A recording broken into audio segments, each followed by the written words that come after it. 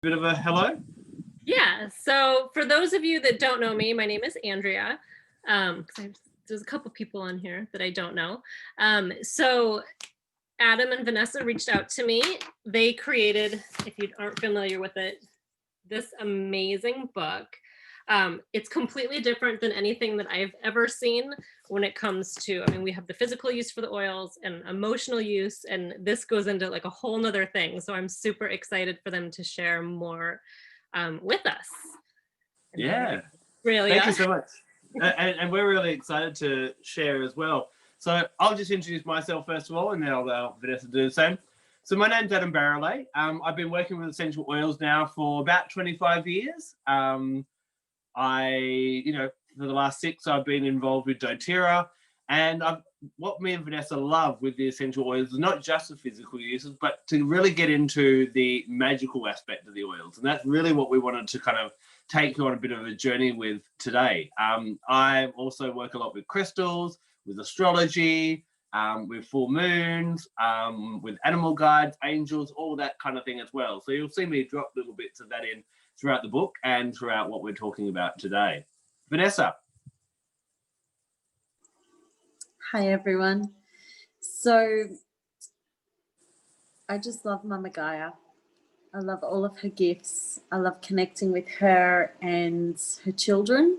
So animals, plants, stones, stars, whatever it may be. I love dancing in the realm of the galactic and all things magical. And I'm just so happy to be here with you all, sharing her love and her wisdom. Yeah, let's start. Awesome. So we want today to be as interactive as possible. So as I said before, we've got you all on mute just so that there's not too much background noise. But please use the chat function. Let us know, first of all, where you're tuning in from. And please continue to ask questions, and we'll ask for some different things as we go along as well. Feel free to pop your camera on. We always like to see shiny faces, and we assume that if you don't have your camera on that you are listening to us naked. So just so you're aware of that as well. Right, let's dive into it. So when Vanessa and I sat down to write the book, we actually wanted to really kind of help people to understand the plants and the trees that gifted these essential oils. I'm sure everyone here has at least seen a movie on someone's life or read a biography, an autobiography, and you're like, now I understand that person. Now I understand why they were like that, and so on, and that type of thing. So what you'll notice in our book is that we don't just talk about the oil, but we talk about the plant. And we've looked at different ways that we can come to understand these plants. And one of these ways, and what you'll find in the book, is that it is grouped into different elements, the magical elements. Who here has heard of the magical elements of fire, air, earth, and water? So we often hear of them, often with our star signs. So do we have, can I see a show of hands if we've got any fire signs? Might be any fire signs. We've got any air signs, any Librans, any Geminis, or any Aquarians, any earth signs. No, Vanessa's an earth sign. And then there's the water signs as well, which of course is, oh, look, we've got a lot of water today. Okay, brilliant. So that's probably, where we see it in common astrology and that type of thing. Now, we didn't go around to all the plants and the trees and ask them, what's your star sign? What we looked at is where the different oils come from. And we noticed this trend of when there is a plant, or where on the plant the oil comes from, that can be connected to a different element. So we're going to take you through a journey of these different elements today. And is there anything you wanted to add before we start on our first element on that? Nope, cool. So let's start with the element of earth and oils that are associated with the element of earth. What words come to mind? Maybe share in the chat when you think of the element of earth. So not the whole planet, just a bit of dirt beneath our feet. Grounding, yes, perfect. Any other words that come to mind? Common words that come up are, solidarity, practicality, reality, all that kind of thing. All those are very much to do with earth. So we found that any oil that is gifted from the wood, root, or bark of the oil is very much associated with the element of earth. So we can, if we know an oil is gifted from there, it's going to have those kind of traits. But then if you look at the trees individually, you can kind of expand on that. So let me give you a bit of an example with 3 of the big wood oils. So I'd love to know what everyone's favorite wood oils are. Some of my favorites are arbor vitae, cedarwood, and sandalwood, which I'll talk about now. So when we look at arbor vitae, we know that the oil in that heartwood is so thick that nothing will bore into that tree. No insects will bore into it, no rot will go in. Even when it falls over and dies, it takes hundreds of years for it to break down because that oil is so thick. So that translates into the metaphysics of the energy of arbor vitae. So when we look at arbor vitae, whoever has those days where they're trying to get things done and everyone else is getting at them and like, oh, can you help me with this? Oh, you've got kids, or you're kind of that dangerous thought of going, I've got a whole day to myself.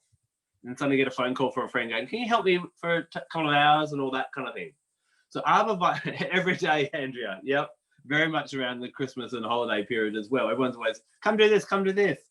So arbor vitae is a really good one. And when we look at the tree, it grows nice and tall, straight up to the heavens. So when we need to focus and be by ourselves, arbor vitae can help us to detract things that are pesky pests, I like to say, that draw it away. Now, if we move on to cedarwood, another big, strong tree, but its roots go into the ground to keep it nice and grounded, but it has these branches that stretch out, which are very different to the arbor vitae tree. Cedarwood historically was used in different places where it's native because it would grow so big, to build massive structures such as churches and halls and places where people would meet. So cedarwood has often had a connection to community. And so, is there anyone here who sometimes feels that when they're in a large group, maybe be your family or at work, you kind of get a little bit overwhelmed and you lose your sense of who you are, or you lose your voice? Well, if that resonates with you, then cedarwood is really good for that. It helps you to stand your own ground, be strong and resilient and grounded, but still reach out your arms to your community. I am who I am, but I embrace everyone else. And then we've got sandalwood. Now, sandalwood is a really interesting tree, and this is both the Indian and the Hawaiian. So Vanessa and I actually had the privilege of going to Hawaii with Doterra, where they're reforesting a whole area that used to be sandalwood forest. And when we were planting these new sandalwood trees, we couldn't just plant sandalwood, you had to plant another tree nearby. Because when sandalwood starts to grow, its root system will reach out and hold on to the root system of another tree and rely on that tree to supply some of the nutrients such as nitrogen. So sandalwood is very much about this dependency, and a healthy dependency, because it needs to rely on someone else. So each of the wood oils can help us to have our own strength, but it depends which one we work with, and we look at the tree to go, arbor vitae, I need to be by myself, leave me alone, I need to center. Cedarwood is more, I'm going to be strong and grounded, but I'm still going to embrace everyone and feel comfortable around other people. And sandalwood can help you to really connect with other people and have healthy relationships where there's that give and take, but there's that strength in all ways.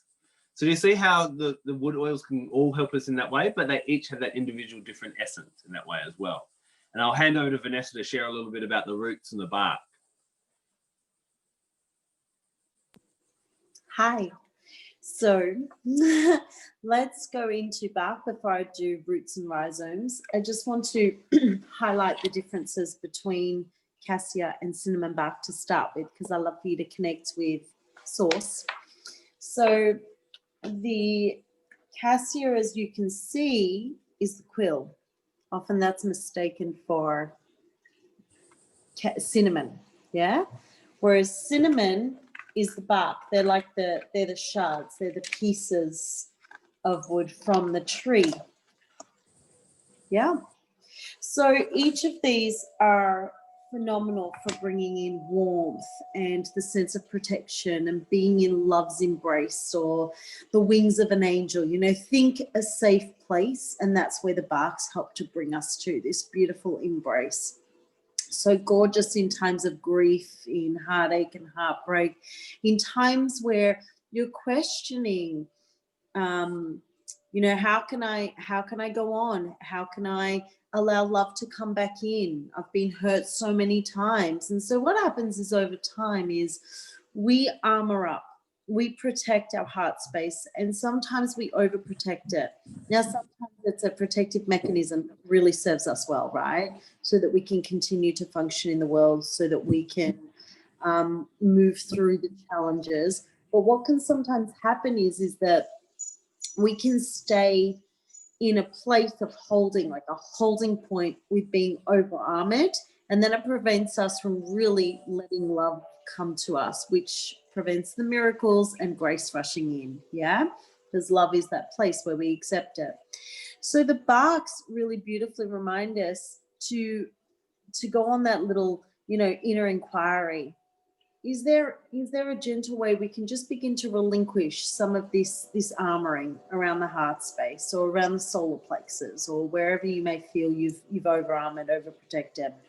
Equally, if you feel like you're a bit of a doormat, or you're so super trusting and you just let everyone come into your heart space and love everyone, and end up feeling depleted or deflated or disappointed or hurt, the bark can come in and say, do we just need to just build in a touch more resilience there, a touch more depth, where you can go into that point and ask yourself, do I want to go this deep with this person right now? Or do I just want to let that slowly unravel, rather than giving all of me right now? Doesn't mean you can't love, you just may not give every scrap of you. So they have this beautiful energy about them. They're the skin of the tree, the armor of the tree, the protection of the tree. So they take you to that safe point of, that harbor, that safe harbor to return to. So the barks can be used in myriad ways to unwrap you and unpack you, and also to take you into the inner sanctum of your heart. So right now I'm really leaning into them. I'm just in a big grief period right now in my life. So today I have diffusing cassia and cinnamon bark with frankincense, and pink pepper. And I'm layering lots and lots with rose and haloquisim all over me. You'll see me anointing today, and it's those two that I'm anointing with. And I'm inhaling a fair bit of grapefruit, just loving the scent. So the barks take us to that place where you can go deep, you can go beyond the layers, you can allow yourself to feel what you're feeling, and still, keep moving, keep flowing. The roots and the rhizomes take us into a more penetrating place, connection point with us, with the earth, and with her wisdom. So let's begin with the roots of Spikenard and vetiver. We have earth connection and earth wisdom energy coming with them. They're taking us into that place where you can align once more your heartbeat with the heartbeat of Mama Gaia. It's a really beautiful place to be, like to just let yourself surrender to her embrace, to hand over what doesn't serve you, or to hand over what's really heavy and burdensome. They're both absolutely beautiful for sleep, and also for meditation or beautiful rituals, the ritual of love, the ritual of self-care, the ritual of entering stillness, anything. They're so beautiful. And Spikenard is such a gorgeous way shower to bring you back to what's sacred and important to you, bathing your feet in spikenard, anointing in the oil of spikenard. This was the beautiful, potent, essential oil that Mary Magdalene used to anoint the feet of Jesus before he crossed over. And, the reminder here is to bring the sacred back to you, to connect with your divinity in all of this, yeah? So that's those two. So I would say to you, remember not to just use them for your base chakras or your feet or the Earth Star chakra. Use them for the upper chakras too. They work so beautifully with your brain, slowing down the brain waves, taking you, yes, into a deep place of sleep and rest and restoration. I know a lot of you lean into them for that.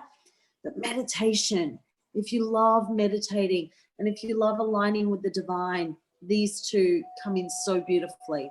And with the trees that Adam talked about, in particular, Hawaiian sandalwood and arborvitae for me, really, really powerful.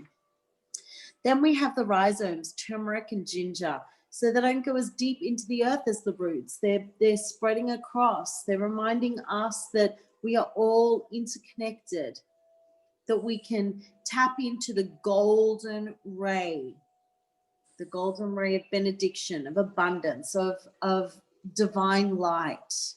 They remind us that we are radiant. We are ever radiant. We are born of the light. We are the light. They bring with them gifts of empowerment, of the reminder that we are sovereign beings. And while we can tap into our own power, it's never to have power over anyone, but to stand in the presence of your power and to shine in that place so that that leads others, guides others, reminds others to shine brightly. Yeah? That makes sense? Beautiful. Okay, Adam. Now, one other oil that I'll kind of touch in on the earth element as well is Balsam Fir, which is a bark oil as well, which I know if you're in the US or in Canada, that's your product of the month. Has anyone got Balsam Fir yet? Andrea has. Yep. What do we think of it? Let us know in the chat if you like the smell. I love it. I'm really excited about it. We had it in the BOGO here in Australia. But this is actually Balsam Fir. Normally we think of firs, the oil's gifted through to the leaf, whereas this one is actually from the bark. Now, when you look at the Balsam Fir tree, when it's young, beautiful and smooth. But as it gets older, this resin actually comes up to the surface and bubbles on out. Very different to how we get other resin oils such as frankincense and myrrh, where we have to injure the tree. But it's almost like an analogy of our own beautiful skin. You know, when we're born, we've got this beautiful, soft, perfect skin. And then as we get older, the experiences of life start to shape our face as well. And Balsam Fir helps us to feel comfortable showing who we truly are throughout the aging process and throughout all the cycles of life. Sometimes as we get older, we start to try and look younger. We try and cover up our face. We feel ashamed of who we are. And it's very much like Vanessa was saying, the Balsam Fir can really help us to not hide away who we truly are and to be proud of who we are at any age or at any stage in our life as well. So that's a really exciting one to be working with on that level as well. So moving on from our earth element. So now, as you know, in 2020, I think Doterra brought out about 25 new oils throughout the year. So when you first hear about it, you can start to go, okay, where is this oil from? That's going to give me some of the idea about the emotional and the spiritual properties of that oil just from where it's gifted on the tree. So now we're going to move to the element of water. What comes to mind when you think of the element of the water? Pop that in the chat. So either just water as it is, or even the star signs of Scorpio, Pisces, or Cancer. And I know we've got lots of water signs on. Saw all those hands go up before.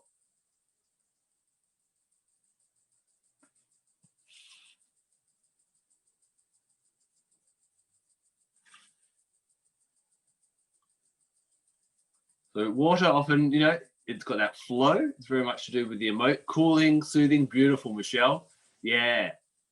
So very water, you know, it's feelings, emotions, and love is pretty much what the realm of water governs. It's, you know, very much about the heart. So what part of a plant do you think might be associated with the element of water? And I'll give you a hint. If your partner gave you a bunch of leaves for Valentine's Day, you probably wouldn't be too impressed. Perfect, Emily. The petals or the flowers. So any oil that is gifted to us from the flower is associated with the element of love. So I'd love to know, what is everyone's favorite flowers? Because me and Vanessa could probably sit here for about 2 hours and just talk about floral oils, but we'll try and pick some out that you'd like to hear a little bit more about. So when it comes to the floral oils, when you think about them, what they do, the action of a flower is to open up. So each of the flowers in a different way will allow us to open up to a different aspect of our emotions, to our feelings, to love in that kind of way. Oh, everyone, sorry, I should have asked, what's your favorite floral oils? I actually have never worked with, I don't know if you can get peony or lily essential oil. I know you can get carnation, but I don't know a lot about it apart from it being very much to do with passion. But when it comes to, you know, floral essential oils, what are your favorite floral essential oils? Magnolia, rose, beautiful. Well, one thing we've noticed, and this has come back from ancient Greek and ancient Roman times, is based on the color of the flower, it's connected to a different planet. And so, you know, for example, pink flowers like rose and geranium are associated with Venus. we've got red flowers are associated with Mars, yellow with Mercury, and white associated with the moon. So let me talk a little bit about a couple of floral oils that I can see people listed there. Magnolia and Jasmine. So these have a connection to the moon. Jasmine is probably my favorite of all the magical kind of floral oils. When we think about jasmine, it blossoms at night and it's the shape of a star. So when we have a field of stars above us, in a field of jasmine, it is mirroring the heavens above. So this is my favorite essential oil to especially bring in around the full moon. Does anyone feel that they get a little bit overwhelmed or a little bit kind of crazy around the full moon? And, you know, a bit dizzy, can't sleep, that type of thing? Or, you guys were talking about patchouli. Sorry, I was just checking down at the chat. So yeah, basically, jasmine is a really good one to bring in on the full moon to help you kind of deal with the full moon energy. See, the full moon energy is very yin, very relaxing, very peaceful. And when we think about our lives, does anyone take the day off on a full moon? No. We live in this world where we're like, go, go, go. How many things can I cram into my day? How much can I achieve? And the moon's trying to slow us down. So we're trying to go this way, and the moon's trying to push us this way. We're trying to swim up the stream. So jasmine brings in a bit more grace and ease to the day. And it can help us to flow a bit more with that lunar energy, even when we're trying to achieve things throughout the day. The other thing you'll notice in our book, Vanessa and I, to try and bring each of the oils alive, we personify them. And you'll often hear us refer to the different oils as he or she. We really struggled when it came to jasmine because sometimes jasmine is referred to as the king of the flowers, but also has very feminine energy as well. And what we kind of realize is jasmine almost has both energies. And when you think about the when you think about the moon, the full moon is glorious because the sun, which represents the divine masculine, is shining on the moon. So it's this mergence of the masculine and the feminine.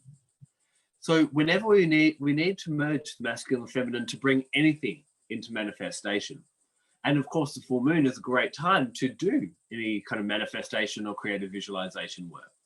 So whether it be creating a baby or creating some magic in your life, jasmine helps us to merge those two together and bring out that inner creator. So it's a really lovely one around the full moon, not only to help us bring that piece in, but would I include, I'll touch on Neroli in 2 seconds, Emily. Jasmine is a really good one for helping you to move with ease and grace in the full moon, but also bring in that feminine and that masculine to bring what you need to into your life. The masculine is what drives us forward and gets us out of bed in the morning, gets us to work and that kind of thing. But the feminine is what connects us with the heart and helps us stay inspired and love what we do. So if you find that you don't have one or the other, you're either doing lots but not loving it, or have lots of inspiration but can't actually bring it to fruition. And jasmine helps us balance those two. Neroli is another white flowered oil, and this one is really good for helping us step outside of our comfort zone and do something different. Neroli being associated with the bitter orange tree, where it comes from, it's the blossoms of the bitter orange tree, is very much about transformation and manifestation as well. But neroli has been used throughout history. Nymphs used to use the scent of neroli to beckon young men and women out of their bedchambers at night and into the forest for nights of wild pleasure and ecstasy. And, you know, Cleopatra and brides and ladies of the night have all used neroli to beckon you out of your comfort zone. So if you want to manifest something, if you do what you've always done, you're going to keep getting what you've always got. But working with neroli, full moon or any time, will help you to step outside that comfort zone, to do something a little bit different and to bring different things into your life. Now, let me just touch briefly on Magnolia as well, which is another white flower in the Doterra collection.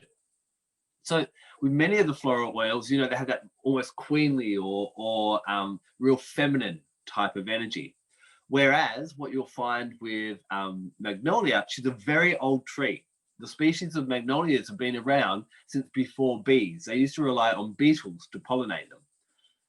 Now with Magnolia, I find she's got more of a grandmotherly type of energy. So she's really good around the new moon. And the new moon's a time when we want to just kind of stop, check in and see how we're going. She can also be really nice whenever we are beating ourselves up. Anyone here who has a bit of a a harsh inner critic who you know, oh, I didn't get everything done today, or I stuffed this up, or I was meant to do this, or all these kind of things. And especially at the end of the day, this is where Magnolia is beautiful. And what I recommend is get her and draw love hearts on your chest. So love, you know, why love hearts? Because it's kind of bringing back that funness and that silliness. And Magnolia brings a gift of reassurance. She is like this grandmother that sits in the corner and goes, I don't know what you're worrying about today, but love, I've been through 15 world wars, 19 famines, 18 husbands, and 15 pandemics. And what you're worrying about today doesn't matter. You know, today is the 6th of December, 2020. And I bet most of us couldn't remember what we were worrying about on the 6th of December last year. But in that moment, it can seem really worrisome. And Magnolia reassures you that it's all going to be fine. That just like the moon cycles and does her 28-day cycle, things will continue to change as well. So that's a little bit about some of the white flowers. And I'll hand over to Vanessa to talk about a few others. Fabulous. So Adam's right. We could talk wax lyrical on the flowers the whole time, but I'm glad Rose had a mention there. For those that have our book, if you look on page 96, that's where Rose rests, 96 and 97. Each plant has a 2-page dedication. We have 3 key words. We have an affirmation, the gift that the plant brings, and we have a beautiful practice that you can partake in to go deeper with your relationship with that particular essential oil. In amongst that, there's some of the history and lore and the storytelling that often comes behind the creation energy of these plants, or creation story behind these plants, and then beautiful ways that we can use them. The page next to the description, there are 3 master blends that you can play with, and feel free to, you know, add things in, take things out, all of that. Yes, page 96 to 97. So let me tell you a little bit about Rose. Our Rose is from Bulgaria.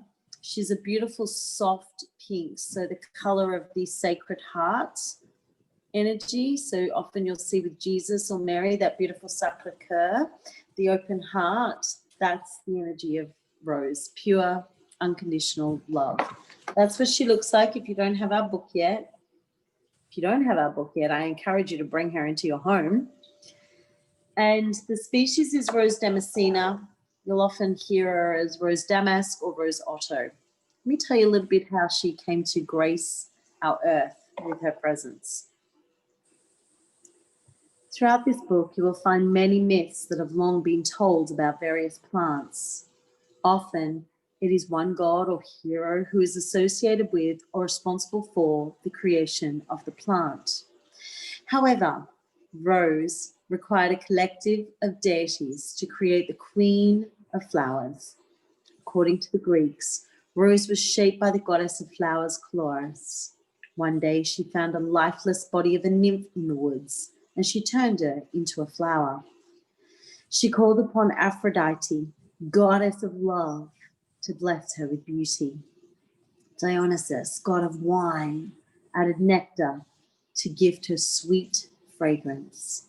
Zephyrus, god of the west wind, blew the clouds away so that the sun god Apollo shone down to make the flower bloom. From these delicate petals comes one of the world's most precious essential oils, Rose. She's one of the most highest vibration essential oils. She brings with her the gift of magnetism. She helps to, when you want to, align your heart with creation energy, to call in the miracles, to call in that energy of grace. She helps to increase that electromagnetic field of your heart as you focus on the breath and increase that beautiful love and gratitude in your heart space. The affirmation we have aligned with her is, my heart is a magnet for love and miracles. So if you want to tap into the grateful heart, gratitude is the highest form of receivership. This will increase the electromagnetic field like not much else. The grateful heart in the presence of love, we have a blend of rose, frankincense, green mandarin, and spikenard. Let me tell you a little bit about this. Gratitude is the highest form of receivership. This blend connects you with all that is wholesome in your life. Events and circumstances will bless you with their goodness as you deepen your understanding of being in a vibration of gratitude for all. With rose releasing expectations, frankincense unveils the divinity around you, spikenard, the light within others, and green mandarin forgoes judgment. Open to love and all her gifts with this melody by anointing it over your heart at the start of each day or diffusing to create an atmosphere of thankfulness and gratitude in your space. So each master blend has a beautiful breakdown of how you can work with them and the magic and majesty they bring. Now, Geranium was another one. She is on page 76 to 77, and her gift is equilibrium.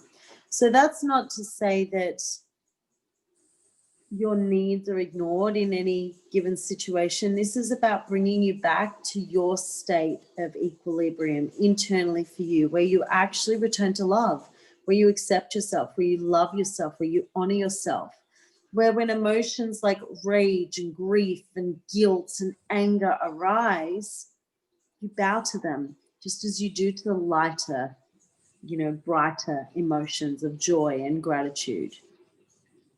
You begin to find the gifts inherent in all of the spectrums of the emotional realm. And so what happens is as you work with the geranium around your heart chakra, you are reminded that day by day as you work with the guardian of your heart, which of course is another aspect of you, as you work with that aspect, you find that you can lean into greater resilience, deeper connection, deeper intimacy, that your heartbeat starts to align more deeply with the heartbeat of Mama Gaia. So with geranium, you open yourself to not just give love, but to receive love, to be a receptacle of love, flowing both ways. Yeah? If you have any questions, please just ask in the chat. I do want to touch on Haloquisim for a minute because I do feel like she's an unsung hero in the floral kingdom. This is a beautiful essential oil. I mean, her mythology, and I love combining her with rose, which I'm doing a lot right now. The mythology is when she's plucked, she won't wilt or die, the flower of Haloquisim. She is everlasting, she's immortal. And so she is in the blend, the Doterra blend, known as Immortelle or Cellubelle. So she will connect you with your ancestry, past, present, and future, wounding, potentials, wisdom, so that you can more deeply heal the wounding that prevents you from stepping forward in the full glory of your light. She is radiant. She's this golden yellow color. So like the turmeric and the ginger works really beautifully with that golden ray, that sun energy. She's beautiful for the upper chakras and supporting you with your intuition. Maybe those of you that are really curious to kind of tap more deeply, connect more deeply with the divine or with your higher self, or receive divine guidance, intuitive guidance. Really, really beautiful for that. And she will help you to keep dancing with life, even through the difficulties, even through the deepest pain, even through the deepest grievances. She'll help you really deeply connect in those ways. Okay. Awesome. So let's move on to the element of air. What comes to mind when you think of the element of air? Now, it may just be the wind outside, as I can hear Vanessa's wind chimes are going off. Yeah, there we go. Emily can hear them too. Or the Geminis, the Librans, or the Aquarians in your life. What's kind of the dominant features or words that might come to mind when you think of the air?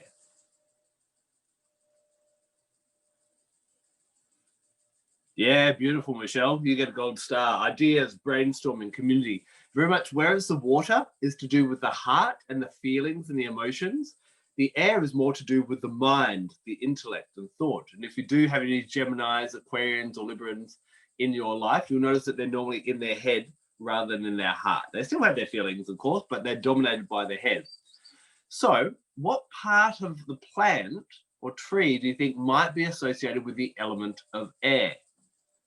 Give you a hint, it's a bit that actually is out there dancing in the air the most. it's the leaves. And so you'll actually find this section of our book is the biggest because many, many, many essential oils probably are gifted to us from the leaves of the different trees. So I'm going to talk about 3 different leaf oils that are kind of might be a bit more brand new. Did anyone here get the ancient oils collection from Doterra? So a few heads nodding. Yeah. I'll tell you very briefly. I'll tell you a funny story. It was obviously launched in America in November, and so it wasn't launched in Australia till December. So I tried to get ahead of it and ordered from America. That set of oils ended up going to Austria. Someone must have misread the difference between Austria and Australia. So my ancient oils from America are still doing a trip around Europe, and then I've ordered some from Australia, so I got them a couple of days ago. But I want to talk, the air oils all help us with our mindset, either focusing our mind or opening up our mind. And I want to talk very briefly about Hyssop, followed by Cystis, followed by Myrtle. So first of all, and I think Doterra seems to do this. And if you're interested in the emotional and the metaphysical aspects of the oils, Doterra seems to always have the right oils to come out at the right time for what the world needs. And would anyone agree with me that 2020 has been a bit of a different year to most years and maybe a little bit more challenging and that type of thing? I've called this year the cocoon year. For a butterfly to become, or for a caterpillar to become a butterfly, it needs to go into the darkness. It needs to face its troubles, and then it breaks free and has that freedom. But if it doesn't deal with the rubbish, and there's been a lot of rubbish and challenges and tough times and heartache and all the different things that we've had to go through in 2020. And these 3 oils can really, really help us. So first of all, Hyssop. There are lots of different oils that are used for cleansing away energy. We can use eucalyptus. We can use cilantro. We can use lemongrass. We can use wintergreen. We can use peppermint. We can use black pepper. And they're all got cleansing. Even caraway is really good for cleansing away unwanted energies. But of all the essential oils I've worked with, and that's over 100, the most powerful for cleansing energy is Hyssop. Hyssop has been used throughout history to cleanse and remove unwanted energies or vibrations, or to scare off the angel of death, a whole range of different things. And so Hyssop is, I call it the flamethrower of cleansing space. Now, as we get to the end of 2020, I'm guessing that there are other people just beyond myself that don't want to kind of carry on the 2020 vibe into 2021. And so working with a drop or 2 of Hyssop, popping it in a diffuser, making a spritz bottle, mopping your floors with it, helps to cleanse and get rid of all that doesn't serve us. But we also need to make sure that we change our mindset. And Hyssop is really, really good for that. Being a purple flower, it works with the crown chakra, and it helps us connect back to our spirituality and what our purpose is and what we're here to do. So we may have got caught a bit in the mud kind of thing, and we want to kind of rise out of that. And Hyssop will really help us to do that. That brings me on to Cystis. Now, Cystis is another interesting plant, sometimes known as rock rose or rose of Sharon. And the oil of Cystis comes from the leaves, the sticky resin on the leaves. But this plant does something really interesting with the seeds. Each year, like many other plants and trees, it drops its seeds on the ground, but they don't germinate straight away. They just sit there in the ground. And so year after year after year, you get this seed bank of all these different seeds sitting in the ground. Then, when a wildfire goes through the area, that cracks open the seed pods, and suddenly you get all the cystis or the rock roses flourishing in that area. So they have this energy of resurrection or regeneration, almost like the phoenix coming out of the ashes. So Cystis is this beautiful oil for helping you to rise up over heartache, trauma, challenges, negativity, and all that kind of thing, and start looking for the beautiful in life again. It really helps reinstate hope, faith, joy, and love. So if you're feeling that all hope is lost, Cystis is a beautiful heart chakra one to just anoint over the heart or to pop in the diffuser to go, there's hope. There's something good around the next corner in that type of thing. So we've got rid of the old attitudes and things that don't serve us with Hyssop. We've got that new sense of hope with Cystis, and then we go into Myrtle. So you've probably seen that famous picture of Aphrodite or Venus in her shell when she's just been born. Now, if we were to flick to the next frame, Aphrodite realizes that she's standing there naked, and she actually got really shy. And she went and hid in a myrtle bush or a myrtle shrub. And there it was that she became confident and then became this goddess of beauty and love and seduction and all that type of thing. But Myrtle has long been associated with Aphrodite. And so when you think about Aphrodite, did Aphrodite ever have to chase the men that or her lovers? No. She just sat there knowing that she was good enough and waited for them to come. And Myrtle has this long history of being used in beauty products and making angel water, where you add the branches or the oil to water and spritz it over your face, or all these different things of beckoning and inviting what you deserve, what goodness, what love, what joy, all those different things into your life. So these 3 oils are amazing to out with the old, prepare for the new, and then welcome the new with these 3. And a lot of that has to do with our mindset. You and I could both go see a movie, and I'd walk out and go, wow, that movie was amazing. And you're like, nah, that was rubbish. So was the movie good or was the movie bad? The movie was just a movie. Life is just life. But these different leaf oils can help to change our mindset and reopen our mindset to see the beauty of life again. And so these 3 are really great, and I'm really excited about working with them more over the next few months as well. So I'd love to know what your favorite leaf oils are. Pop them in the chat, and I'll hand over to Vanessa to talk about a few as well. Just see if we have any in the chat yet. Where would you like me to start? Which leaf oils? We have such a finite time with you. Patchouli, of course, Emily, you did say patchouli earlier. She's a tricky one, right? A lot of people think that she's in the floral kingdom. She's a leaf, and she is such a beautiful essential oil to go deeper into that quiet place, that place of solitude and of stillness. That's why she's so perfect for meditation, or for feeling more grounded, or for connecting more deeply with the music of silence. That's where I really love to work with her. She's very magical. Think, the 1970s and all things hippie and magical. She brings the magic to our everyday life. She really does. She can't help it. And she's very, very happy, confident, and comfortable, like Juniper and Black Pepper and a few of the others, to journey into the shadow aspects of yourself so that you can learn to embrace and more fully understand the hidden parts of you, the parts of you that have been unowned or suppressed, hidden from the world, because maybe you received messaging at some time in your life that it wasn't okay to be all of that. She brings this real gift of humility, which I love, and this real centeredness in who you are. And it is as you go deeper into that place of true presence, which I love to do in silence. I love to do it when I'm on my own. I love to really harness the energy of that, so that when I am in the flurry of life and around lots of people, I can just go to that place when I need to. So Patchouli really brings that to the fore. She's beautiful guide, ally, friend, teacher for those that feel like you don't enjoy or like your own space or being with yourself. She'll help you to meet yourself with majesty. She'll help you to meet yourself and see the inherent beauty that lies within you. Rose gets so many accolades for the beauty she brings to the world. The beauty she brings to me. Patchouli brings so much beauty, and it's the beauty that lies in the hidden stuff. It's the beauty that lies in the unowned stuff. It's the beauty that lies in the stuff that's been suppressed and repressed, not only within you, but throughout the ages, for millennial.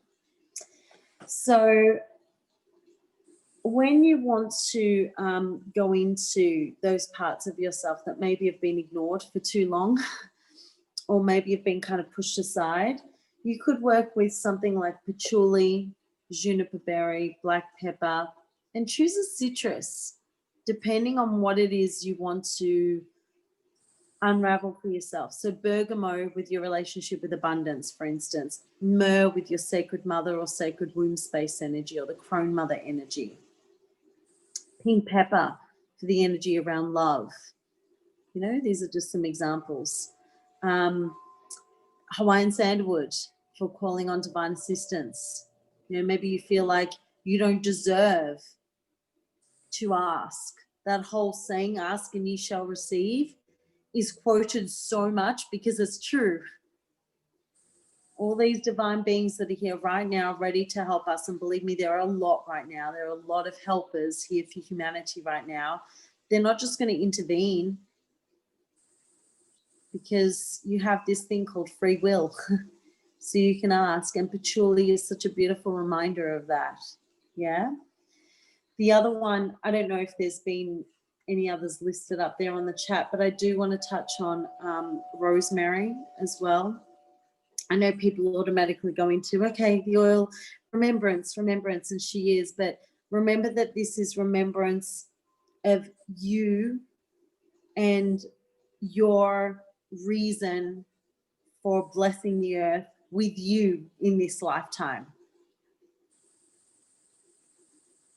The remembrance of why you said yes to being born in this day and age. And it's an amazing time to be alive. It really is. I know that a lot of people have been focusing on the challenges right now, but she has us remember more than just what seems to be in front of us. She's very protective, very protective. I love to use it for protection, for cleaning, for clearing, for weaving higher vibrational energies into my home, for brightening up my heart space. You know, that magical cauldron within us needs a place to come home to. You know, it needs a place to feel. We need to connect with the magic of our inner cauldron. Yeah, so rosemary is a beautiful one to work with for protection of any kind. And Melissa's one that I feel like she's underused, and it could be because of her price tag. I'm not sure, but if you want to dive deep, really deep into your light, into the miraculous aspects of you, she is it. She is it. So for those that feel connected with the lineage of the Melissae, those beautiful priestesses, also known as nymphs back in the time, you know, back in history, the nymphs were the feeders, the nurturers, the nourishers of Zeus, feeding him the nectar, the honey, life force, right? And you look at these beautiful myths and these stories and you feel into where they relate to us here, because they all do, don't they? The seeds of joy lie within all of them. And we can always find something in these stories, the biblical stories, the historical, there's always something there. So she reminds us of our potency. She takes you into the potency and magic of you, the part of you that just knows that to truly align with the divine, you call the miracles to you, summon them to you, magnetize them to you in the most glorious ways. And it is your birthright. It is your birthright, because you are divinity incarnate in a human form right now. And I get that it's dense. I get that this earth plane can be really challenging. And Melissa says, let's rise in the light. Let me illuminate the truth before you, rather than just buying into the illusion because you're so beyond, you know, you're so stuck behind the veneers of the veil. Let me just kind of elucidate what's really going on here. Let me show you what is truth here.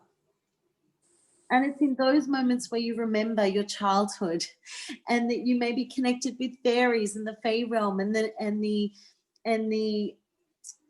elementals, and the songs and the stories the wind told you, and the connections maybe with certain trees or animals. You start to remember that, and you start to remember that at some stage you close that off, you shut it down for whatever reason, and that you can actually unlock that door anytime you choose. So Melissa, frankincense, Roman chamomile, arborvitae, Hawaiian sandalwood, aligning those together is super powerful. You know, Melissa and blue tansy together, it's like you're bringing the light from deep within you, the darkness, the darkest chambers within you. You're rising your light. So much emphasis is on shadow work and the depths and the gnarliness of it, and stay stuck there. What about if you flipped it on its head? Because the bigger and brighter your light, the bigger your shadow is. The more magnificent you are, the more there is to uncover about you. What about if you just embraced it all? If you went into the energy of Melissa combined with that blue tansy, going into what can I dream into being, the dreaminess, the wonder of blue tansy. What can I dream into being? What can I summon forth from the depths of me to meet the future me, so that we can get this going, so that I can be the miraculous being I said yes to being in this life. Now is not the time to be playing small. Humble does not mean negating your divinity. Humility still allows grace. Humility still calls on the benediction of the divine. Humility surrenders herself every day to the divine, to be a vessel for divine will. And Melissa and so many of these essential oils remind us of that. Do you want to maybe explore some of the big firs and spruces, which I normally love to cover and haven't gone there today? Do you want to cover a bit on that, brother? Yeah, so very briefly, I'm going to take you through the world's fastest meditation. So I'm going to invite everyone just to close their eyes for a second. And I want you to take a deep breath in. And as you breathe in, I want you to breathe in, or imagine, I'm sure you know what the smell of it is, basil. And as you breathe in basil, what does that do to the mind?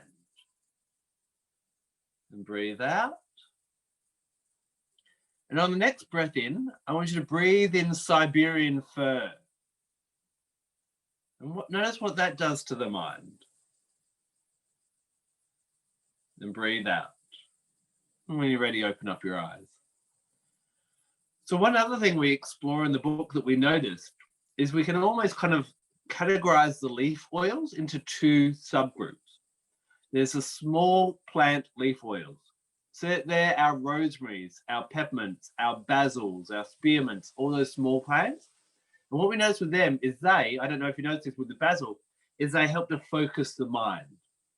So, you know, our ancestors used to say that basil helps to put a scorpion in the mind. A really good one when you can't concentrate is to put a bit of basil on your third eye. Or we know basil or even tulsi is really good for adrenal fatigue. And we know with these different things, when we're fatigued, when we're exhausted, we're trying to do too much. We're not focused on what's truly important to us. So basil and tulsi are really good for focusing the mind. However, the big trees, so, you know, our Siberian fir, our Douglas fir, our black spruce, our eucalyptus, our cypress, a lot of the oils that are in that new northern escape. Has anyone got that yet? Mine hasn't arrived yet. It takes too long, but I love the big tree oils. They're my favorite. These help to open up the mind. I'm reading a great book at the moment. I'm not sure if you've heard of Shinrin-yoku, which is the Japanese practice of just going walking in the forest. And it's great for physical health, but also mental health as well. And who's ever had something playing on their mind, troubling them, and then they just go for a walk out in nature, and it just all falls into perspective. So Siberian fir and all these big tree oils actually help to open up the mind, to open up different perspectives, to put everything in its place and not to worry so much as well. So whether it be Siberian fir that gives us real resilience, whether it be black spruce that it helps us to realize that how magical the world is and that we're supported, whether it's Douglas fir, which is very protective, whether it's eucalyptus down here in Australia, which is very much about how many opportunities are actually available to you in life. All the big tree oils will actually help to open up your mind in different ways as well. So let's move on to the next element, the element of fire. What word comes to mind when you think of the element of fire, whether it be a crackling fire, a wildfire, or our fire signs of Leo, Sagittarius, or Aries? Any words that come to mind?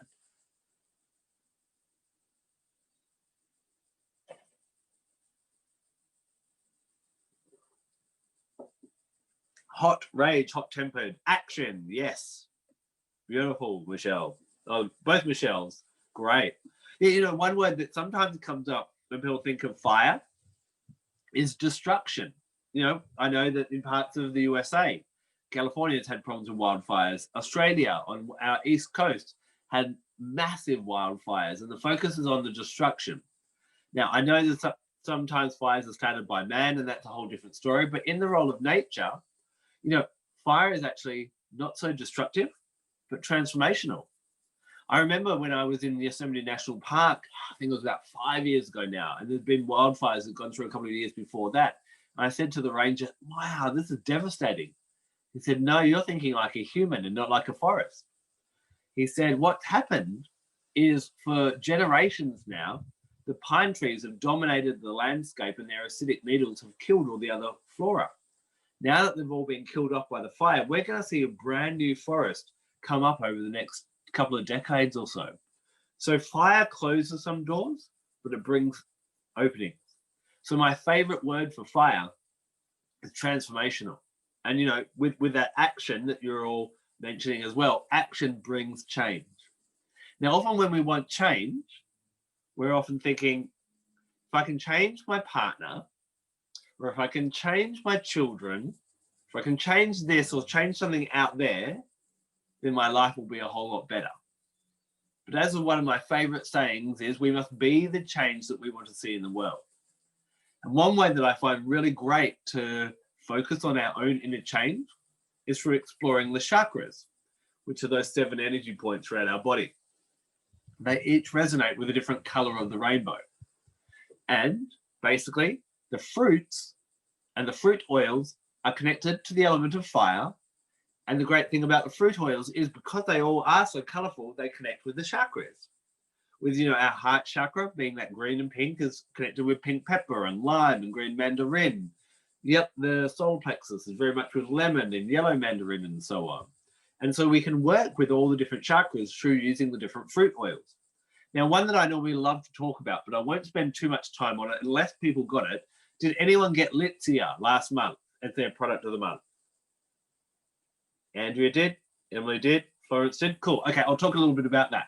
Beautiful. So we're very blessed in Australia. We get that full time, but I know you guys only got it as a once off kind of thing. Well, hopefully you get it again later. Just as a side note, Litsia is sometimes nicknamed poor man's Melissa. So if you don't have Melissa, you can kind of substitute Litsia for a little while.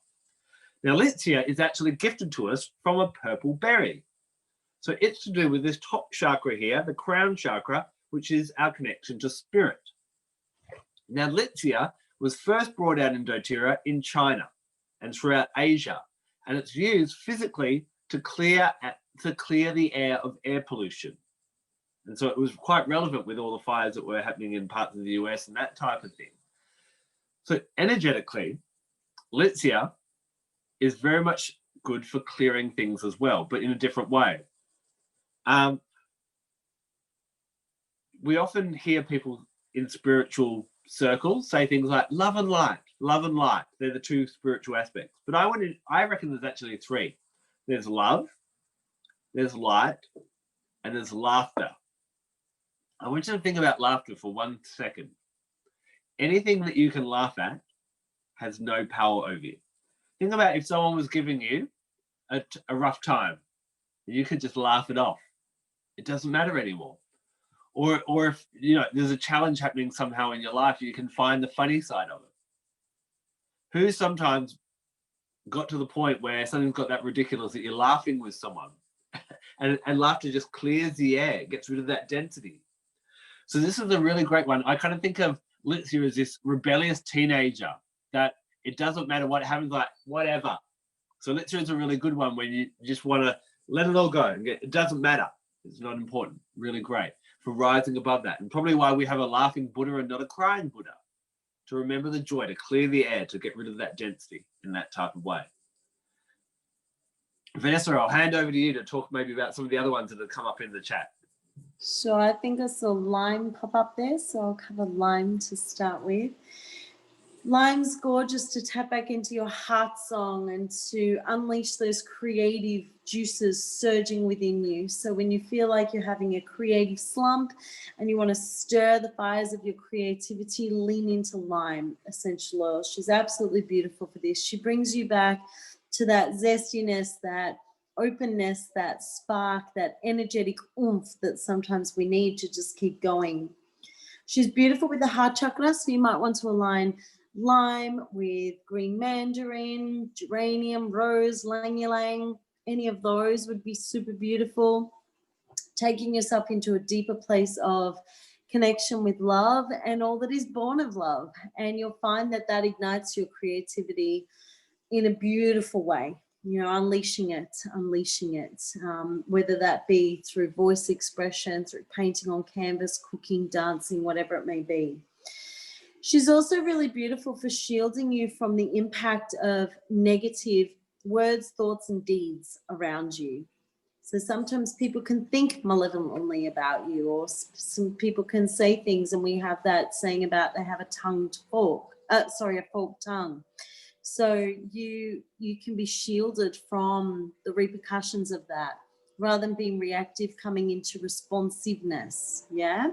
So lime brings light and joy and energy of joie de vivre to our lives. Juniper berry is another one that came up, and I love lime and juniper berry together. There's also a protective energy with juniper berry, so they're gorgeous in blends for that. But also when you feel like you're going into fear, juniper berry can really help you navigate that very deeply and very soundly, because it is one of those essential oils like black pepper that will boldly go where few of us would dare to go, right? Because the absence of love brings us to a place of fear. So juniper helps to unlock the paralysis we can sometimes go into when we're in fear, yeah?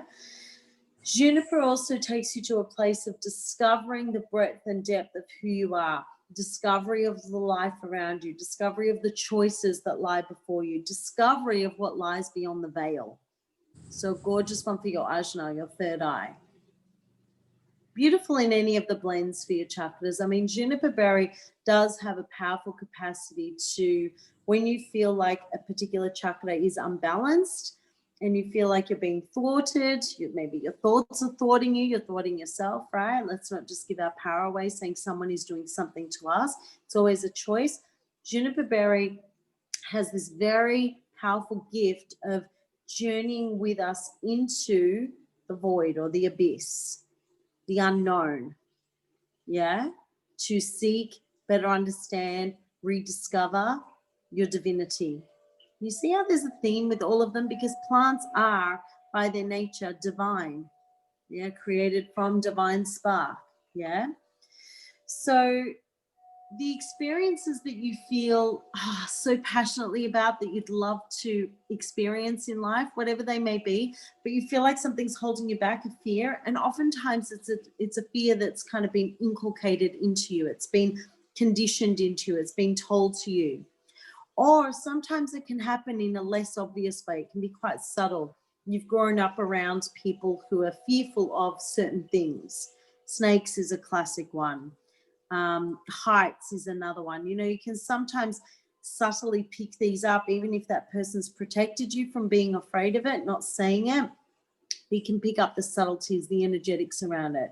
So juniper's a gorgeous one to take you into that. Equally, if you're one of those people that just would love to travel the world and see the world and have experiences, but your family are the ones that stay home, and you know, you guys, whatever it is, you stay here, you stay the course here, and not do anything different, do what everyone else does. Juniper berry helps to break the mold of that as well. Go for it, Adam. Now, Emily, you mentioned bergamot. So bergamot is, you know, one of my favorite oils to work with self-esteem and self-worth. And I wanted to share with you a little practice that I like to teach people to help with self-worth and also financial abundance. Because what I've found is the world often pays you what you believe you're worth. So this is a little practice that I've been teaching people all around the world, where you need your bergamot essential oil, you need a citrine crystal. So that's spelled, I'll put the spelling in the chat quickly, which is a little yellow crystal. And you need your largest note. So in Australia, that's a $100 bill, and I believe in the US it's a $50 bill. I don't think you get too many $100 bills, but your largest note. So what you want to do is you want to take that crystal and that citrine, and you want to hold it in your hands, and you want to visualize what an abundant life looks like for you. So whether it be a certain amount in your account balance, or whether it's going on a holiday, or credit cards being paid off, or whatever that may be, you send that into the crystal. Once you've done that, you get your bergamot essential oil and you put a couple of drops in your hand and you rub that all over the citrine and you rub that all over that money bill.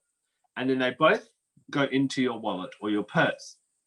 How these work together. What crystals do is crystals are renowned for holding on energy. So that will continue to hold that energy of what you were thinking about being abundant all the time.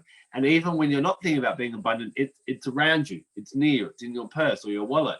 So it's attracting things of a similar vibration. Now, the bergamot works in the two ways. It helps to rise each time you inhale it, rise and increase your self-esteem, so you feel more worthy of allowing abundance into your life. And it also works like an aromatic anchor as well, so that whenever you smell it, it reminds you of feeling abundant, taking you back there. Now, the trick with that money, that note in there, you're never allowed to spend it. And what happens, this is a bit of a mindset thing, each time you open your purse, instead of opening it and going, oh, got no money left, what do you say to yourself? I've always got money. So it starts this change. And I have had the same $100 bill in my wallet now for several years. And even if I'm at a cash-only place and I need to walk for 20 minutes to find an ATM, I'll do that because that's my commitment to not running out of money. What I noticed when I started to do this is my money still goes up and down, but I always have enough. Whether a bill comes up just before payday, I've got just enough to pay that bill or that type of thing as well. So there's a way that you can work with the oils in practical ways. And as Vanessa put on page 176 on the Bergamo page, that little practice is in there as well, kind of thing. Very quickly, I'll also comment on Tangerine, which Gavin brought up as well. Vanessa and I are very big defenders that every citrus oil is different. Paul, who is Vanessa's beautiful husband, kind of goes, oh, Doterra, do we really need another citrus oil? And to him, I say that's as dangerous saying all women are the same. And we know that will get us in trouble, and it gets him in trouble. So Tangerine, of all the different oils, has a long history of being associated with travel and adventure. So what awakens the adventurer in us. And in China, tangerines are often used to protect the home when you go traveling.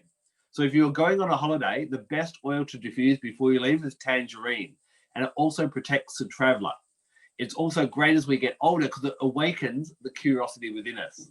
You know how as you get older, you're like, oh yeah, I'll just sit here in my little comfort zone.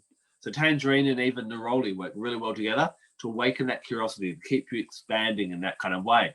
And the fact that, Gavin, you said tangerine and juniper berry, sometimes we're scared to go and explore things that we don't know or new things. And juniper berry is my favorite oil for fear. And then tangerine awakens curiosity. If you think about children, they're fearless and they've got so much curiosity about them. And that combination of juniper and tangerine would work really well together to bring back that childlike adventure in our lives as well, which I think sometimes we lose when we get into that routine. So those are the four different elements that we all know: the air, the earth, the fire, and the water. But I don't know if you noticed, but we've actually missed out two different parts of a plant that gift us essential oils that we haven't touched on yet. Can anyone work out what they are?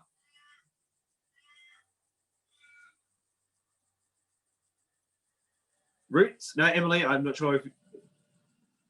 Oh, stems normally are to do with the leaves as well, and roots are to do with the earth element, which Vanessa talked about at the very start. And if you did come in late, by the way, Andrea will have the recording of this, and so in Andrea's group, you can watch from the start as well. The two that we haven't covered yet are seeds and resins. There we go. Michelle was 2 seconds behind me. Awesome. So basically, these are associated with a fifth element.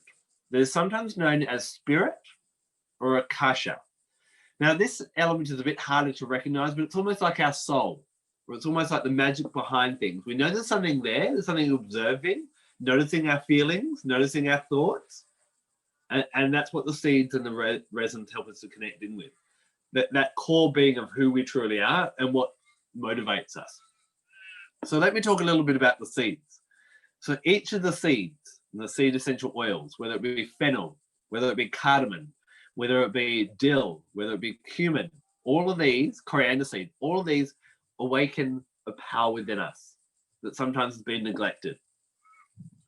So some of my favorites, for example, are cardamom. Cardamom awakens the fire within us. I want you to think about the emotions of anger and passion. I believe that they are both a very similar emotion. They're both very fiery. The one difference is anger does not have an outlet, but passion does. And cardamom can help us to find that fiery energy and direct it in different ways. So anyone who has anger issues or is feeling frustrated or that, they can either be destructive in their behavior or they can channel it to a passionate way. And cardamom helps us to do that in a really powerful way. Coriander seed is very much about our own ability to nourish ourselves. Is there anyone here who finds that it's almost like you've got a cup and it's full, and throughout the day you go around and you make sure everyone's had a drink, and then at the end of the day you get your glass and you're like, oh, it's empty, and you feel depleted and almost sometimes maybe a bit resentful that I've done so much for everyone else and now I'm exhausted. What's in it for me, kind of thing. Coriander seed is about selfhood. And what this is not selfishness. The idea of coriander seed, and it works with the base chakra, is what if we could get that cup, that you're not emptying it, that it's actually overflowing. And you can feed people from the overflow rather than from a point of emptiness. Because I'm sure in that way you'd be giving people your best rather than your exhausted self in that type of way. So if you find that you are exhausting yourself by giving too much, coriander seed is a really good one to go, how can I be my best rather than my depleted in that type of way as well, and lock into that power. So if you're feeling disempowered, seeds have that potentiality. A seed is a potential of what it will grow into, a great plant. And so they unlock the great potential that's within you as well. Vanessa, do you want to touch on the resins? Of course. I love the resins. So I am a total Frankie boy lover. I don't go a day without using frankincense, so I will dive into him, and also myrrh and copaiba. Now you'll notice in our book we have some essential oils that maybe you feel like doTERRA doesn't have yet. But if you look at the blends, you'll find a lot of those oils that we have in here in the doTERRA blends. So in this section you have cacao absolute, and vanilla absolute, and they're both found in Whisper, and vanilla is found in Citrus Bliss and other blends as well. Yeah, so it's just helping you to get to know the essential oils in the blends a little more intimately. So when we have a blend, for instance, with cacao, we have Love Song cacao, lavender, wild orange, lang ylang. You know that you can add Whisper to that and you'll have that love song playing through. Make sense? So frankincense, myrrh, copaiba, we're talking about the resins here, yeah? They understand pain. They understand what it is to become resilient. They're literally wounded for the essential oil to be gifted to us. So in the case of myrrh and frankincense, an incision is made into the tree and the blood or the tears of the tree rise up to heal the wound, yeah? And that resin bubbles up over the space, and you can see in the pages here. And after about 2 days, the resin is collected. For frankincense, there's 7 different grades of frankincense. doTERRA keep the top grade to use for our essential oils, and they actually on-sell the rest to the other essential oil companies, so nothing is wasted. Frankincense, divine masculine. Myrrh, divine feminine. If frankincense, who really is the king of the aromatic realm, had a queen, it would be myrrh. Both have that real sage, wise, learned energy. Myrrh brings in that real crone mother energy. She's beautiful with rose for womb work, sacred womb work. She's beautiful to help you connect with and heal any mother wounding or just any wounding around the feminine. She's a beautiful essential oil to use in times of regret, release, in times to help your loved ones to cross over. I often find myself in this place of helping souls to cross over, to leave the earth place and to enter the other world again, and equally bringing new life into being. And I find that Myrrh is such a beautiful way shower. She just shines a light on the way forward to help us to return home or to our maker, whatever it is you believe. So she brings with her this gift of restoration after grief, after, you know, and grief can stir up feelings of sadness, like this really still sadness, of remorse, of regret. You know, I wish I had of bum. You know, so she works beautifully, very gently with that. And when I say gently, she's firmly guiding you. She's firmly taking your hand like only the crone mama can, and she'll help you to see the truth of a situation rather than be blindsided by the overwhelming emotions that can sometimes arise. So frankincense and myrrh are beautiful to work together for that integration of the sacred masculine, sacred feminine within you, or the sacred marriage within you. You'll often hear people saying, love yourself first. And it's a big call. It's a big call, you know, love yourself first before you can love anyone else. Well, we're all here to love and to be loved. So it's a journey. It's an ongoing adventure, right, with this thing called love. But love and joy are our natural state. It's what we know best, and it's just about remembering it. And a beautiful essential oil to help us come more deeply into that place is Copaiba, because his gift to us is to know thyself, to know ourselves deeply, intimately, to honor the divinity, to namaste ourselves. You know, people so often namaste to each other. What about if you just turned inward and bowed to yourself? And this is what he does. And he helps to really keep you or set you on the course of your mission, your purpose, your soul song, your soul mission in this life, to help you kind of peel back the layers, to help you flick the pages of your eternal book of life, as it were, or your Akashic records. Yeah. Copaiba brings this beautiful gift of self-awareness. This is that whole gift of knowing thyself, self-awareness. So you'll be drawn to certain things, certain people, certain circumstances. You'll find the synchronicities. And he's brilliant in times of metamorphosis. Like right now, we are undergoing a planetary metamorphosis. We metamorphosize. The earth as we know it, the way we're living is transforming right before us. Yeah. So lean into these resin essential oils for resilience. Yeah. So thank you.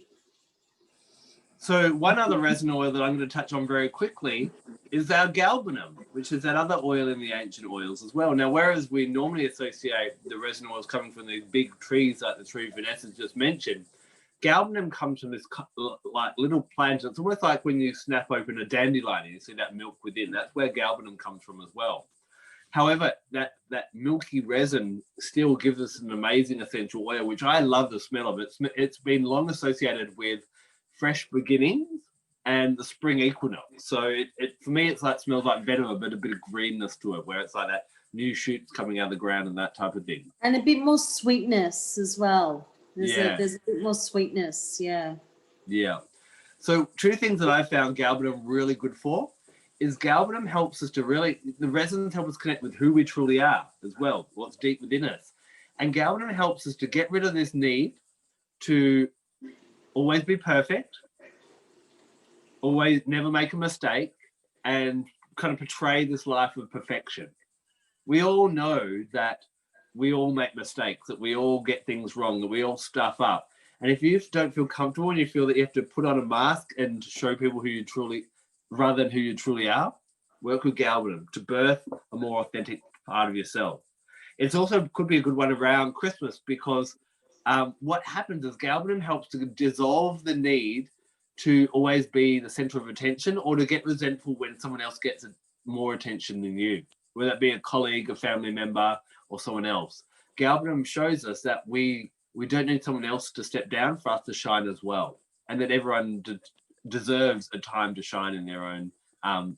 Everyone should have their own moment to shine, and that doesn't mean that you're less worthy just because you're not the star of the show at that point in time. It's a really nice one in that way. Now, Hannah asked a really good question, Vanessa, and because you love the blends, I'm going to get you to explain this. In our book, Yes, I've got it. All our blends just list the oils. So how do we work out how many drops? Got it. So I've just written a little sentence in there for you all, which is we have a whole section on working with the essential oils and ratios. So something that's really beautiful, and we really want to encourage you to stretch that muscle of your intuition more, is take your 3 chosen oils, 3, 5, doesn't matter, whatever you're using, your 3, take the lids off them and inhale. And then just notice, like really close your eyes, shut down some of your senses and just commune with that blend and just start to lift what you feel more drawn to, what you want more of, pull down what you want less of, and you'll end up with like a kind of a step system like that. Some will be equal and that's okay. And that'll give you an idea. So if you're making like a 10 ml roller bottle like this, you might go, okay, so 3 drops of grapefruit, 2 of cassia and 1 of frankincense. And that's going to be in my, although you wouldn't do 2 drops of cassia, it's really hot, but say that's your diffuser blend. In actual fact, in a roller bottle for something like cassia, I would do something like dip a toothpick in and stir that into the fractionated coconut oil in the roller bottle, or do a drop. It just depends how sensitive you are and where it's going. So take the essential oils, hold them together, and that'll indicate number of drops. So in 10 mils, 5 to 6 drops is enough. But if you want to do like a stronger, like a pulse point or a pure fume, you could go, 20 to 30 drops total of essential oil. I'm not big into 20 drops of this, 30 of that, and 50 of this. They work subtly, they're vibrational, they're so potent, they are magnificent. Align with your intuition, align with them, and you will feel really guided. The more you do it, the more you'll know. Does that help? So one thing with the blends that you'll find in our book, there's over 300 blends or combinations listed. But if we were all together maybe making the full moon blend, based on what Vanessa's just shared with you, we'd all make a different full moon blend. Because some of you may like more jasmine, some of you might not like jasmine. And you can change that each time as well. You might, sometimes days I love jasmine and other days, it might be too sweet. So you can kind of play around in that kind of way. Absolutely.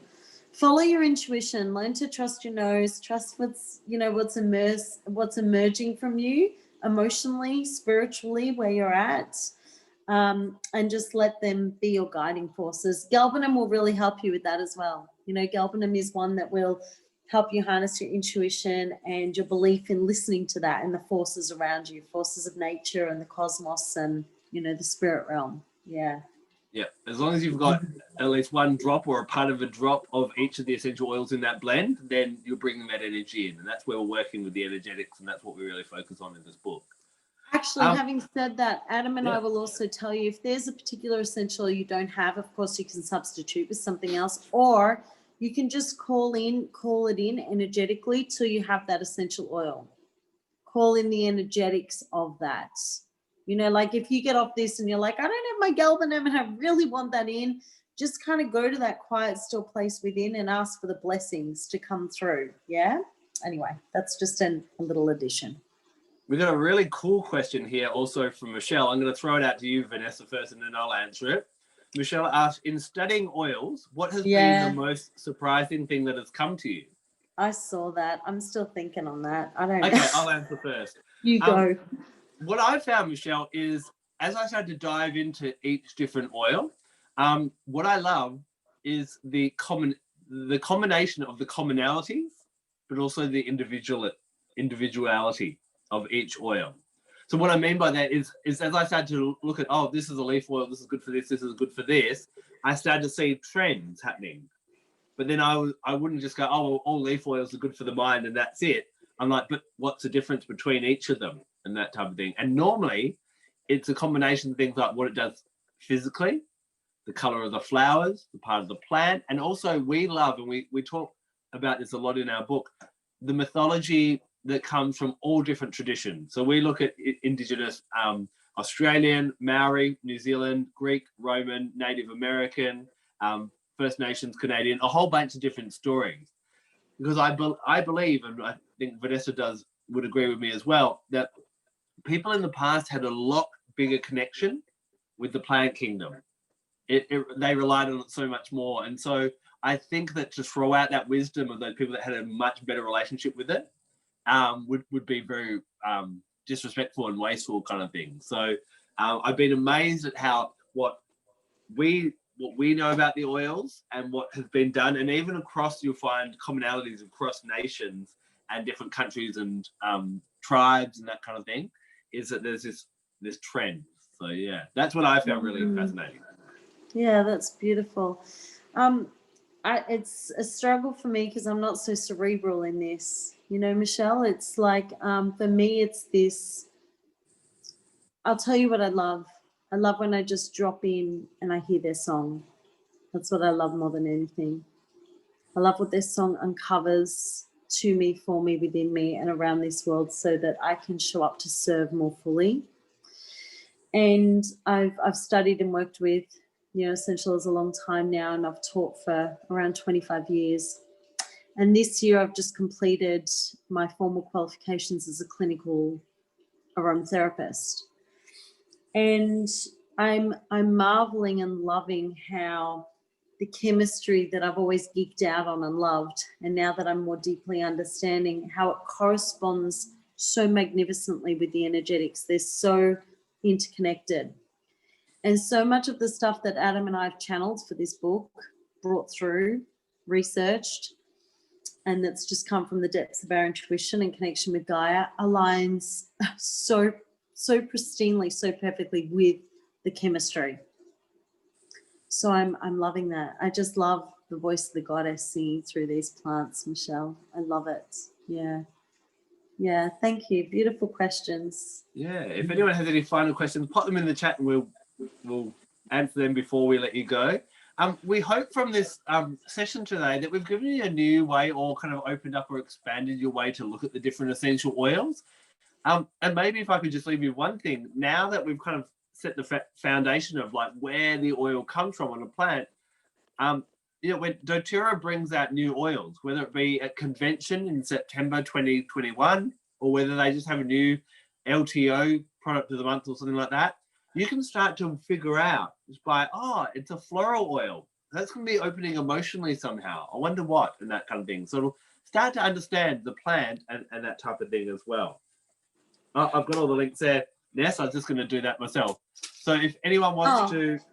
Great. Thanks, darling. If anyone wants to grab the book, if you haven't got our book, it's available from Oil Life, but that link there will take you straight to the page you need to go to.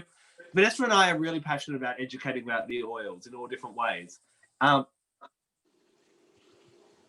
about that. Really, so we've got a whole range of different ways. Vanessa, do you want to mention a little bit where people can find you? Yeah, so Insta's probably my favorite playground. It's just easy for me to navigate. I have and I'm Food Alchemy there. YouTube, I've got a lot of stuff there, and that's Paul and Vanessa Jean. And I think that's it. I mean, you know, if you go to my website or just jump onto my Insta, and in the link tree link there, you know, you can just literally go to the link in my bio and register for my newsletter. It comes once a month and it's full of goodness. This month I've got like a festive book there, and within that ebook I have a 49-page dedication homage to frankincense. So there's a whole ebook there on frankincense. I do love him. I wasn't kidding when I said I love him. There's nearly 50 pages just on him. So yeah, come play with me there. And Adam, go for it. Tell them Vanessa's website. If you like blends, I think there's over 700 recipes and blends on her website. Yeah, there it's are. like Pandora's box. So if you're meant to be going to bed now, don't go to her website right now. You'll never get to bed. Go tomorrow or something like that. Myself, if you click on that link there, that'll take you to all the different options. I'm a typical air sign Gemini. I'm on Facebook, Instagram, YouTube. I podcast. I have a newsletter, a whole range of different things. We also, Vanessa and myself both have online courses that are available. I've got some that are self-paced, so you can do them in your own time. Or we've got some exciting ones happening in 2021 as well, kind of thing. So if you click on those two links, that'll take you to the different places and you can find out more. But thank you so much, Andrea. Thank you so much for hosting us and for inviting us to share. Vanessa and I will basically rock up anywhere and talk about the oil. So we're wrapped that everyone chose to spend their Sunday evening with us. And I hope that's been really, really insightful for you all. Yeah, thank you. Yes, It's been thank so you so beautiful. much. Oh, sorry, Andrea, go on. Just thank you so much. I mean, I have the book, but hearing it from you guys, just it takes it to a whole nother level. So I appreciate it so much. Oh, absolute pleasure. Well, guys, Yeah, such a pleasure. we're going to let you wrap up your weekend and hopefully you have a great week next week. We're already in Monday here and I can let you know that the future's looking bright. So have a good week. Enjoy the holidays. Stay warm. And we hope to see you and cross paths sometime in the future. Yeah, we'll Take see you care. on Instagram if nothing else. Mwah. We love you guys. Bye-bye. Thanks, Andrea.